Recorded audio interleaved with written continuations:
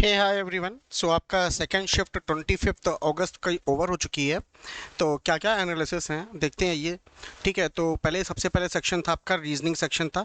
Reasoning section में आपको यहाँ पे जो क्वेश्चन मिले हैं वो मिले हैं डे बेस से, मंथ बेस से। और डे बेस में मंडे टू संडे आपको दे दिया गया था। ये दो पजल दी हुई थी और एक सिटिंग अरेंजमेंट था, रेक्टेंगुलर में था, कॉर्नर फेसिंग इनसाइड। एक ही डायरेक्शन वाला ही चीज़ें आपको देखने को मिल रही हैं।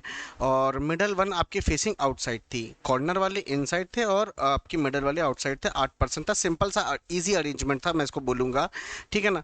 और उसके बाद आपके सामने सिलॉक्स के क्वेश्चन थे, ब्लड रिलेशन था, blood relation, coding decoding, alphabet series थी। इस बार अल्फ़ाबेट सीरीज दी थी, दैट मीन्स समझिएगा यहाँ पे क्या है, आपको लेटर्स दिए हुए थे, लेटर्स जैसे LMNOP ऐसे करके कोई डिफरेंट डिफरेंट रैंडम लेटर्स दिए हुए थे, अल्फ़ाबेट सीरीज थी। उसके बाद फॉरवर्ड बैकवर्ड था आपका, नंबर्स के साथ कुछ इस तरीके से थे। मीनिंगफुल वर्ड थे तो दो मीनिंगफुल बने, डियर और डेयर बने थे। और रैंकिंग प्रोजेक्ट बेस्ड था, मतलब रैंकिंग बेस्ड जिसको बोलते हैं ऑर्डर रैंकिंग। तो इस तरीके से आपके रीजनिंग में क्वेश्चन बने हुए थे। उसके बाद अगर मैं बात करता हूँ इंग्लिश लैंग्वेज में, तो इंग्लिश लैंग्वेज पैसेज जो कि related to quitting MNCs job, multinational companies की जो क्विटिंग जॉब है एंड ऑल, उसके ऊपर था। वो कैप थी, फाइंड्स और missed, column 1 column 2 based question आया था। क्लोज टेस्ट था, वर्ड स्वैपिंग थी और वर्ड गिवन रेज यहाँ पे वर्ड देता। और ये वाला टाइप तो आपको पहले ही शिफ्ट में, पहले शिफ्ट में भी देखने को मिला था। तो यहाँ पे जो वर्ड मिला था RAISE थी।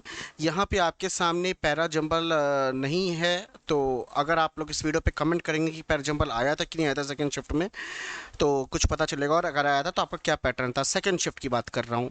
उसके बाद अगर आप गाइडली का प्रीमियम PDF बंडल परचेज करें तो आपको कोड को यूज़ करना होगा। अगर आप ये कोड यूज़ करें तो आपको 10% मिलेगा। अगर आपको मैक्सिमम डिस्काउंट यूज़ करना है तो आपको कोड यूज़ करना पड़ेगा B12। साथ ही साथ यहाँ पे बात कर लेते हैं अब, अगर आपने प्लेटिनम मॉक टेस्ट नहीं परचेस किया है तो यहाँ पे भी आप कोड यूज़ करेंगे B12, आपको मैक्सिमम डिस्काउंट मिल जाएगा। अब बात करते हैं लास्ट एंड जिसका आप लोग इंतजार करते हैं, जिस दैट इज़ न्यूमेरिकल एबिलिटी। तो यहाँ पे मेजर चेंजेस देखने को मिला गया है कि आपको नंबर सीरीज दे दी गई। फर्स्ट शिफ्ट में आपको नंबर सीरीज नहीं थी, भर भर के था क्या, एप्लीकेशन सम्स। तो एप्लीकेशन सम्स के 8 क्वेश्चंस थे, नंबर सीरीज के आपके 5 क्वेश्चंस थे। सिंप्लीफिकेशंस के थे 14 क्वेश्चंस थे, काफ़ी ज़्यादा मात्रा में सिंप्लीफिकेशन। ऑफ कोर्स क्लर्क का पेपर है, सिंप्लीफिकेशन ज़्यादा आएंगे ही। और जो DI थी वो टेबल बेस्ड DI थी, रेडियो R1 R2 R3 थी और कैसलेट DI आई थी। दो DI आपके सामने यहाँ पे, तो 8 क्वेश्चंस यहाँ से बन रहे थे। और कुछ आपका टाइम एंड वर्क भी था, यहाँ पे शायद देख सकते हैं टाइम एंड वर्क बेस्ड एक क्वेश्चन आया हुआ था, जो याद है तो एक बच्चे ने लिखा। बाकी और क्या आया था, कुछ मिसिंग है तो आप लोग कमेंट सेक्शन में ज़रूर बताइएगा। और एक बात और बता दें आने वाली शिफ्ट के लिए बच्चों को, बेटा स्क्रॉल करके हर एक चीज़ पहले डेटा को देख लेना, उसी हिसाब से क्वेश्चंस का आंसर करना, ठीक है ना। बहुत से बच्चे गलती कर दे रहे हैं, पैनिक मत हो। छोटी सी मिस्टेक में कहीं फंस जाए तो तुरंत छोड़ दो, अगर तुमने इसी को लेके बैठ गए पूरा पेपर स्पॉइल हो जाएगा, ठीक है ना। ये गलतियां मत करना। Bye bye, take care and have a nice day.